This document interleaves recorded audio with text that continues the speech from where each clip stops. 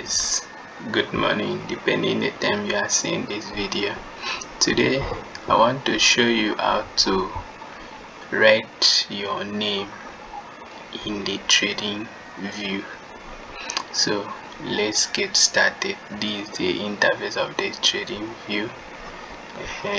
You move your cursor up here, this place that you are seeing name, you tap it here, manage layout, you tap it here, you scroll down, you see this rename, you click it, then you enter the name of your choice.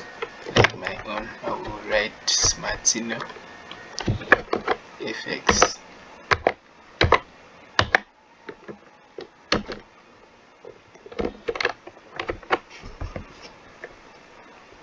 Have you seen?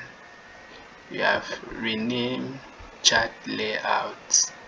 Now your new layout name, like my own Smartino FX.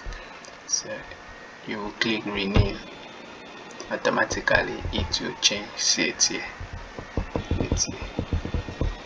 So that is the simplest way on how to change your name. Thank you.